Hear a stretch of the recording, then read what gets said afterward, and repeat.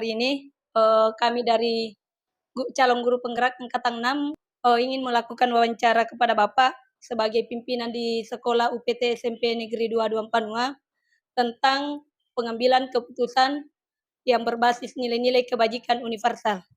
Saya sendiri Pak sebagai bawahan Bapak untuk melakukan wawancara ini pertama saya lakukan di sekolah saya sendiri Pak, kemudian selanjutnya saya akan mewawancarai lagi beberapa kepala sekolah lagi Pak. Kemudian Pak, saya di sini tidak sendiri, ada 2 teman kepada Ibu. Saya persilakan untuk memperkenalkan diri. Bismillahirrahmanirrahim.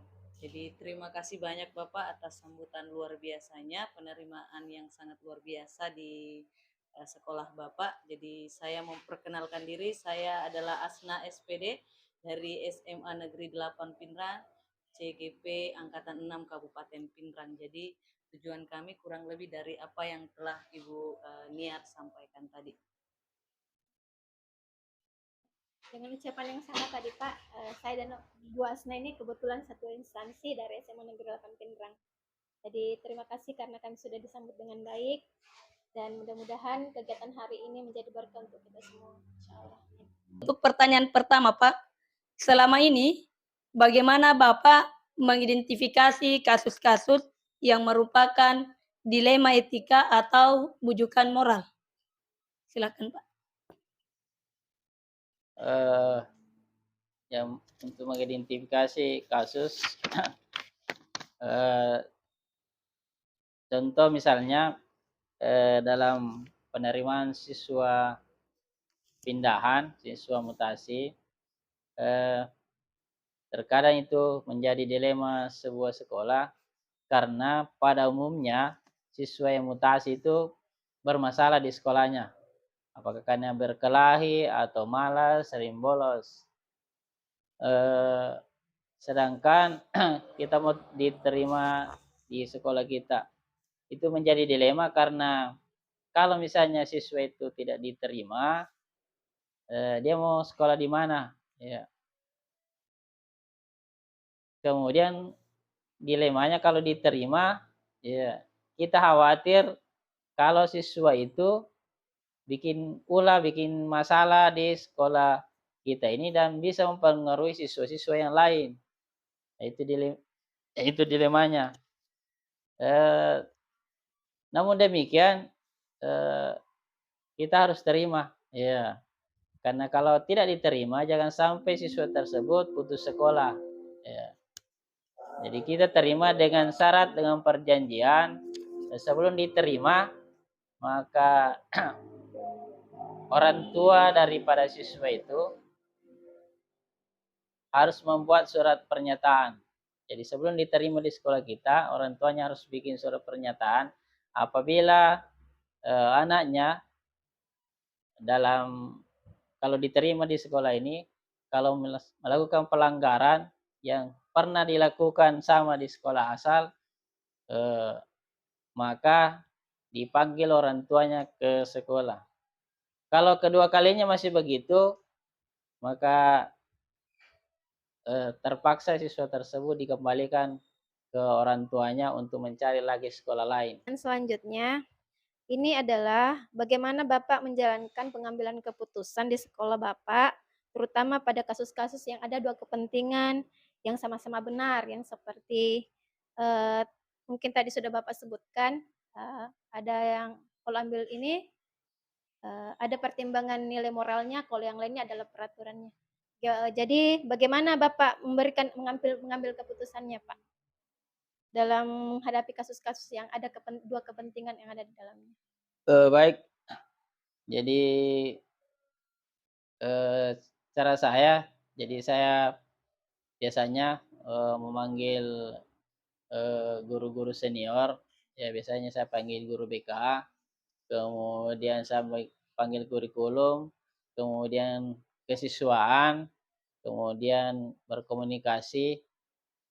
Kalau ada kasus seperti itu, seperti tadi siswa mutasi, kita komunikasi dulu dan bagaimana ini ada siswa masuk, kasusnya seperti ini, apakah kita terima atau bagaimana. Kalau misalnya teman-teman semua yang tadi sepakat, kita terima, maka saya sebagai kepala sekolah juga menerima. Karena tidak mungkin saya sendiri terima sementara teman-teman berkeberatan.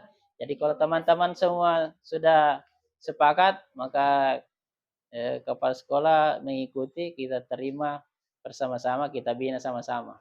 Lanjut Pak, di pertanyaan berikutnya. Jadi langkah-langkah atau prosedur seperti apa yang biasa Bapak lakukan selama ini? Langkah-langkahnya biasa yang pertama, kalau kasusnya seperti tadi, ada siswa masuk, seperti yang tadi, yang pertama sebenarnya kita panggil orang tua yang bersangkutan. Ya, kita panggil dulu orang tuanya, kita tanya apa masalah anaknya supaya kita tahu, supaya kita bisa bina di sini. Selanjutnya setelah orang tua yang dipanggil, kemudian saya juga memanggil guru BK, kemudian bagian kesiswaan dan kurikulum untuk membahas masalah siswa yang mau masuk apakah diterima atau tidak dengan kasus yang seperti disampaikan orang tuanya. Kalau teman-teman BK, kesiswaan dan kurikulum, siap bersedia untuk menerima, maka saya sebagai pesekolah juga tidak berkeberatan untuk menerima, dengan catatan sebelumnya itu orang tua siswa harus bikin surat pernyataan, ya, supaya tidak minimal tidak terjadi masalah berikutnya. Baik Pak, pertanyaan berikutnya, hal apa saja yang selama ini Bapak anggap efektif dalam pengambilan keputusan dilema etika, seperti kasus yang Bapak tadi ceritakan? Ya, yang efektif itu harus melalui musyawarah, karena kepala sekolah meskipun sebagai top leader di sekolah itu, ya untuk memberikan keputusan harus memberikan masukan atau meminta pendapat dari teman-teman guru yang lain, ya, terutama guru BK, kurikulum, kesiswaan, dengan bagian-bagian lain, termasuk juga wali kelas nanti yang akan menerima mahasiswa tersebut. Kita komunikasikan, kita musyawarah bagaimana si anak ini, kasusnya seperti ini, apakah bisa diterima atau tidak. Kalau setelah musyawarah kita sepakat, maka kita terima. Tapi kalau kita setelah musyawarah tidak sepakat, maka terpaksa kepala sekolah menolak.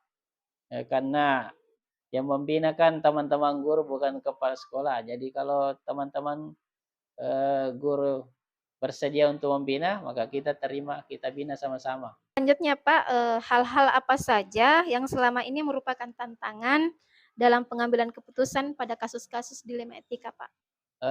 Tantangannya itu, kalau misalnya siswa mutasi pada punya gambar masalah, itu tantangan masalahnya itu. Dikhawatirkan nanti di sekolah kita ini jadi bikin masalah seperti yang dilakukan di sekolah lama. Itu tantangannya. Tantangan kedua, kalau misalnya si anak ini tidak diterima, ya dikhawatirkan putus sekolah. Iya, jadi itu tantangannya. Jadi serba salah.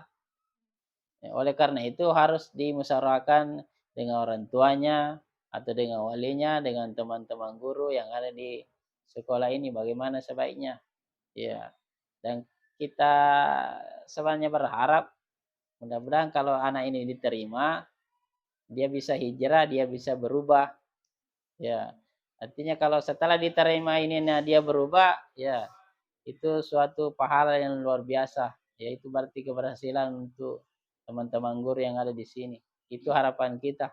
Selanjutnya Pak, apakah Bapak memiliki sebuah tata cara atau jadwal tertentu dalam sebuah penyelesaian kasus dilema etika? Kalau jadwalnya sih tidak ada, cuma caranya adalah kalau ada kasus seperti itu, kita musyawarah dengan teman-teman guru yang ada di sini. Ya, kita musyawarahkan bagaimana baiknya. Kalau teman-teman guru sepakat, kita lanjut, kita terima. Tapi kalau tidak, ya terpaksa kita tidak terima, kita arahkan ke sekolah lain. Pertanyaan berikutnya, seperti tadi di pertanyaan nomor 6, Bapak tidak memiliki jadwal, tetapi memanggil beberapa teman guru. Kalau misalnya Bapak menemukan kasus seperti tadi ada siswa yang pindah, apakah Bapak hari itu juga menyelesaikan masalah tersebut atau langsung menyelesaikan atau ditunggu sampai beberapa hari kemudian atau bagaimana, Pak? Kalau ada kasus seperti itu langsung diselesaikan hari itu juga. Misalnya kalau orang tua bawa anaknya ke sekolah, pastikan dia minta kepastian anaknya mau diterima atau tidak. Iya. Jadi pada saat itu juga kita panggil teman-teman guru. Ya minimal yang mewakili kurikulum kesiswaan dengan guru PK dengan wali kelas yang akan menerima. Kita langsung panggil bilang ada anak seperti ini mau masuk di sini begini kasusnya. Apakah Bapak Ibu siap untuk merubah anak ini, membina sehingga karakternya lebih bagus, tidak seperti di sekolah asal. Kalau bersedia, ya kita terima sama-sama, kita bina sama-sama. Jadi pada saat hari itu juga, ya, supaya ada kepastian ke orang tuanya apakah diterima atau tidak. Jadi bisa saya simpulkan saja Pak, jadi prosedurnya Bapak memanggil dulu kepada guru BK dan rekan-rekan guru dulu Pak ya, Dik? Ya, Kita musyawarahkan dulu ya, untuk memutuskan dan diselesaikan pada hari itu juga Pak. iya. Lanjut Pak ke pertanyaan berikutnya. Adakah seseorang atau faktor-faktor apa yang selama ini mempermudah atau membantu Bapak dalam pengambilan keputusan dalam kasus-kasus dilema etika?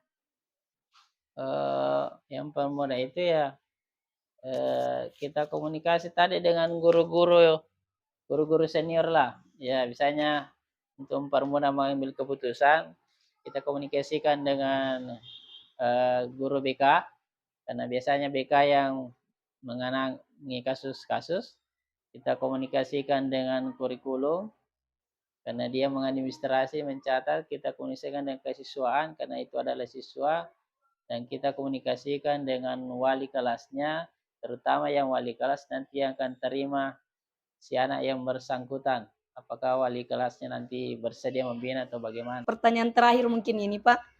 Dari kasus yang Bapak selama ini alami, kira-kira pembelajaran apa yang Bapak bisa ambil dari keputusan dilema etika tersebut?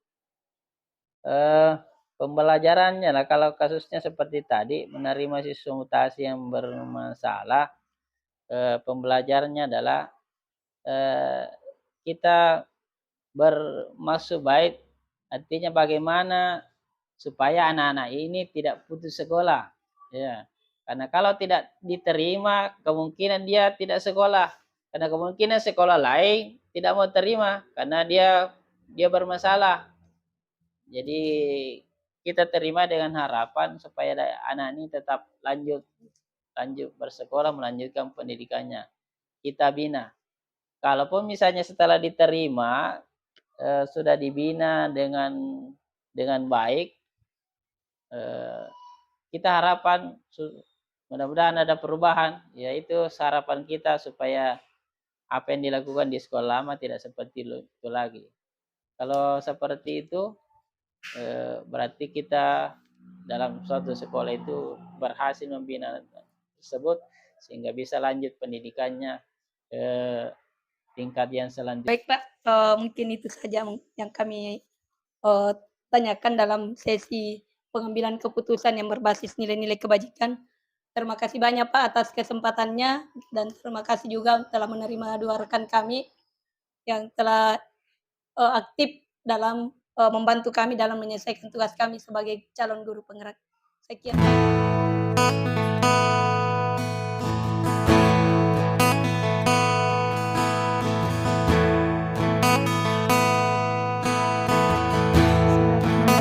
Assalamualaikum warahmatullahi wabarakatuh. Waalaikumsalam warahmatullahi wabarakatuh. Ya, jadi terima kasih banyak Pak atas kesempatan diberikan kepada kami. Ya. Diterima dengan baik di SMA Negeri 8 ini. Kami bertiga ini akan melakukan sejumlah wawancara dengan Bapak dalam rangka penuntasan tugas demonstrasi kontekstual terkait pengambilan keputusan yang bertanggung jawab sebagai seorang pemimpin. Ada beberapa pertanyaan yang kami berikan kepada Bapak secara bergantian, Pak. Yeah. Nah, mungkin dimulai dari saya dulu. Begini Pak, yang kami mau tanyakan, bagaimana Bapak dapat mengidentifikasi kasus-kasus yang merupakan dilema etika atau bujukan moral? Ada ya, Pak? Ya, yang kalau identifikasi persoalan yang pernah sudah pengalaman yang saya jalani pada saat itu di komunitas di guru penggerak ya, itu adalah identifikasi permasalahan, itu identifikasi terkait dengan apa namanya besar kecilnya suatu permasalahan itu yang harus kita identifikasi. Kalau permasalahan itu sedianya besar, harus melibatkan banyak pihak. Kan sebuah keputusan itu nanti harus kita sendiri yang memutuskan, tetapi kita sebuah organisasi harus kita putuskan lebih banyak melibatkan unsur-unsur yang ada di lembaga itu. Lanjut Pak, pertanyaan berikutnya. Jadi selama ini bagaimana Bapak menjalankan pengambilan keputusan di sekolah Bapak, terutama untuk kasus-kasus di mana ada dua kepentingan yang sama-sama benar, sama-sama mengandung nilai-nilai kebajikan. Sebagai pimpinan ya, itu hanya membuat keputusan berdasarkan dari suara terbanyak, kan gitu. Ini juga sudah saya jalani selama 20 tahun saya menjadi kepala sekolah itu, maaf, 20 tahun jadi guru, jadi guru, itu banyak sekali kasus, terutama kejadian-kejadian di sekolah-sekolah yang terdahulu. Ini kepala sekolah tidak pernah memutuskan sepihak. Melihat apa namanya terkait latar belakang dari anak itu sendiri atau dari kesalahan-kesalahan seberapa besarnya, itu nanti baru kita rapatkan bersama Dewan Guru. Nah, keputusan apa itulah yang kami ambil. Saya pun demikian ketika kami ditugaskan di sekolah sebagai pimpinan, saya pun begitu. Nanti semua suara Dewan Guru dan kamilah yang akan memutuskan siapa yang apa yang terbaik. Kan kita intinya dalam buat apa namanya seperti ini itu kan kita tidak saling merugikan. Bagaimana kita memberi solusi yang terbaik, apalagi yang kita hadapi itu anak-anak. Kita mengeluarkan anak bukan berarti kita ini menjudge anak ini tidak baik, tidak. Kita lihat dari lingkungan belajarnya. Kalau memang di sini dirasa tidak baik lingkungan di sekolah ini, apa salahnya dipindahkan ke luar sekolah? Ibaratnya begini, orang yang menanam jagung ya, di tempat tanah yang gersang, kan tidak mungkin dibina terus, pasti tidak akan bisa subur. Nah, mungkin dipindahkan ke tempat tanah yang lain, mungkin dia bisa berhasil seperti itu. Ini juga dengan anak seperti itu. Ya, kita mengeluarkan bukan berarti menjustis anak ini jelek, tidak. Tapi kita carikan yang terbaik untuk anak-anak kita. Untuk pertanyaan ketiga Pak, langkah-langkah apa yang biasa Bapak lakukan selama ini? Untuk memecahkan memecahkan apabila mendapat kasus seperti dilema Iya, etika seperti itu. betul. Itu tadi yang pertama, identifikasi dulu tingkat kesalahan anak. Kalau tingkat kesalahan tidak terlalu besar, kepala sekolah bisa memutuskan dengan sendiri, ya misalnya.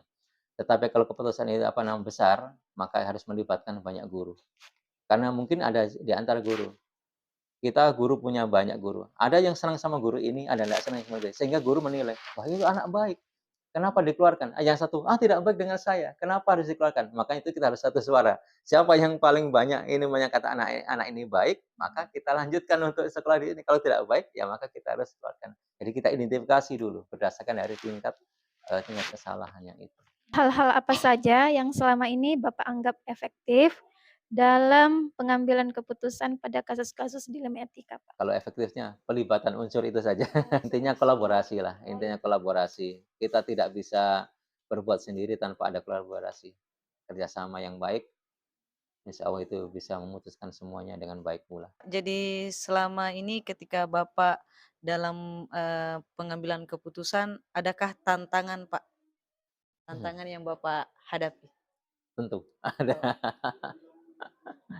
Ini saya kasih contoh ya. Saya pernah waktu mengajar di satu sekolah. Ini anak berprestasi. 2 bulan sebelum ujian nasional, ternyata anak-anak kecelakaan. Hampir semua guru meminta untuk supaya dikeluarkan karena menjelekkan nama sekolah. Tetapi saya bertahan. Alasan saya waktu itu bertahan untuk mempertahankan dia tetap ingin sekolah. Yang pertama, dia masih punya masa depan, masih ada masa depannya. Ketika saya tanya, Saya Pak sebenarnya mau sekolah. Saya ini bukan karena mau, tapi karena korban. Ternyata memang dipaksa. Mereka kan tidak tahu. Kami itu gambar-gambarnya asal sama suka. Saya selidiki keluarganya, kebetulan anak waliku itu waktu saya punya anak wali. Jadi ceritanya seperti itu. Makanya saya pertahankan habis-habisan pada saat itu. Ya, tetapi karena seorang diri yang mempertahankan, tetap kalah saya. Tetap kalah saya. Tapi saya mau melihat potensi ini anak. Prestasi, ini anak berprestasi sekali. Itu sampai saya bilang, "Bin, nak, kita dikeluarkan, tetapi saya akan bantu carikan sekolah kalau kita masih mau sekolah." Sudah dapat ijazah, nah, dia daftar kuliah di UIT Indonesia Timur. Nah, alhamdulillah setelah dia jadi PNS sekarang, pegawai negeri. Nah, ini kan juga sebuah dilema. Tapi kita juga bagaimana bisa bertahan? Tetap kita, itu tadi gue bilang, tetap kalah kalau kita tidak bisa bertahan. Tapi saya bisa bertahan karena mereka track record-nya baik. Bahkan ini anak waktu kelas 2 dulu pernah ke istana dengan Ibu Megawati. Jabat tangan, iya. Ada jabat tangan. Iya. Guru, tapi mengesampingkan itu, guru Iya, mengesampingkan. Iya. artinya apa di sini, pola pikir Bapak pada saat itu berpikir jangka Iya panjang, betul, jangka sedangkan panjangnya. teman-teman yang Iya. lain dia Iya, andai berpikirnya, betul. pada aturan Iya, saja. betul. Berpikir pada aturan, tapi tidak melihat jangka panjangnya. Jangka panjangnya Andai anak kata ini anak kurang prestasi, nah kalau mungkin saya nggak bantu. Karena ini dia punya pembinaan baik sekolah itu loh. Iya, pembinaan baik sekolah itu. Tetapi itu, makanya saya berpikir jangka panjangnya. Alhamdulillah sekarang itu. Ini sebuah dilema itu waktu. Tapi kepala sekolah nggak bisa berbuat banyak. Karena sudah suara terbanyak. Seperti itu. Saya hanya bertahan. Tapi tetap saya, bahkan saya bilang, saya tetap akan saya bantu Pak, walaupun dikeluarkan. Baik Pak, kita lanjut ke pertanyaan berikutnya.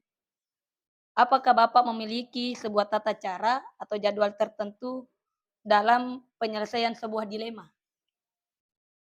Ya, kalau secara jadwal itu tidak ada, karena kita ini kan insidentil ya, insidentil. Jadi kalau setiap ada kejadian baru kita itu. Kalau membuat terjadwal itu kayaknya tidak. Karena kita kan tidak tahu temponya anak-anak ketika membuat pelanggaran, kita tidak tahu.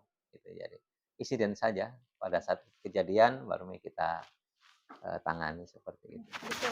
Sesuai dengan waktu ya Pak? Iya, disesuaikan dengan waktu juga. Kita pun juga tidak boleh juga mengulur-ulur waktu panjang untuk permasalahan itu, harus secepatnya. Kalau kejadian hari ini diusahakan hari ini juga harus selesai kan begitu. Ya mungkin sudah terjawab sih sebenarnya juga tadi ini, karena dari pertanyaan ini kita mau tahu kalau misalnya Bapak itu menyelesaikan pada tempatnya atau menunggu jadwalnya. Tapi sudah terjawab tadi Iya. Pak. Jadi diselesaikan pada waktu kejadian Iya, terjadi, betul. Iya. tanpa menunda-nunda Pak ya. Situasional ya, bukan situasional. Situasional. Selanjutnya Pak, jadi bentuk atau prosedur apa saja yang Bapak jalankan? Prosedurnya ya. Kalau sesuai kelembagaan tentu ada. Kalau di sekolah kan biasa ada poin-poin ya, ada poin-poin pelanggaran. Nah, itu poin-poin pelanggaran itu juga bagian. Kalau saya di sekolah sebelum saya di sini itu ada poin. Kalau siswa melanggar misalkan aturan sekolah poinnya sekian. Kemudian kalau misalkan siswanya berkelahi poinnya sekian. Nah, itu ya. Ini kalau menghadapi siswa, tetapi kalau misalkan ada juga loh menghadapi guru, ya, dilema menghadapi guru ada. Iya. Ini contoh, saya kasih contoh. Ada ini guru sama-sama wakil. Saya juga wakil, saya sarana. Ada wakil kesiswaan, ada bagian kurikulum. Wakasek kesiswaan ini kan guru PKN. Guru PKN. Otomatis jiwa nasionalismenya dia tinggi. Sementara guru yang wakasek kurikulum, ini guru sejarah, tapi dia punya estetika di lingkungan yang sangat baik.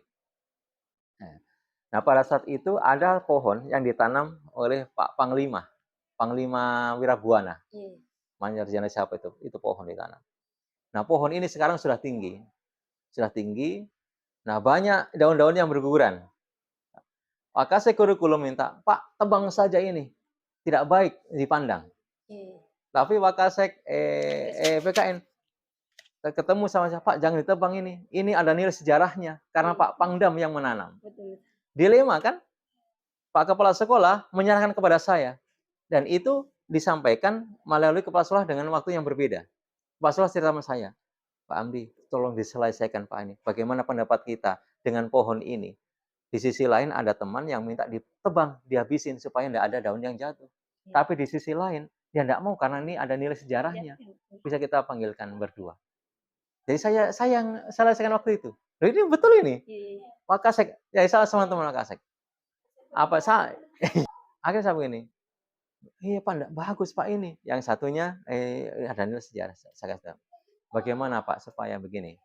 Daun tidak jatuh, masih ada juga nilai sejarah. Kita pangkas saja. Kita pangkas. Jadi daunnya kalau setiap ada daun yang rimbun maka kita pangkas. Jadi kita pangkas. Nah sekarang jadi bonsai. Sekarang jadi bonsai. Karena apa? Jadi ada di sisi lain daunnya tidak berguguran, ada juga nilai sejarahnya. Nah seperti itu. Ini jadi hanya bisa selesaikan. Dan kita itu tidak bisa juga kita otoriter, ya tidak bisa. Harus juga tidak boleh memihak satu saja, harus imbang seperti itu. Pertanyaan berikutnya, adakah seseorang atau faktor-faktor apa yang selama ini yang mempermudah Bapak dalam pengambilan keputusan? Ya betul. Tentunya kalau seperti posisi saya sekarang kepala sekolah, tentu orang-orang terdekat saya, kepala sekolah, wakil kepala sekolah, kemudian guru-guru itu yang akan membantu sebagai unsur-unsur yang paling penting untuk membantu. Kemudian guru-guru semua itu orang teman-teman tidak mungkin kita langsung mengambil orang dari luar untuk menyelesaikan. Pasti kita juga harus orang-orang terdekat dulu yang dekati. Tokoh-tokoh dekat masyarakat, tokoh-tokoh masyarakat itu. Dari semua hal yang telah Bapak sampaikan, apa hikmah atau pembelajaran yang Bapak petik dari pengalaman Bapak mengambil keputusan di Limetika, Pak? Ya, hikmah dari pengambilan keputusan yang sudah saya jalankan selama ini, yang pernah kasus-kasus yang sudah ada, itu disinilah perlunya kolaborasi. Ya kolaborasi itulah jadi hikmah, jadi perlunya banyak teman, yaitu untuk bisa saling-saling memberikan masukan untuk bisa menyelesaikan persoalan itu. Terima kasih banyak Pak untuk waktunya. Terima kasih sama-sama.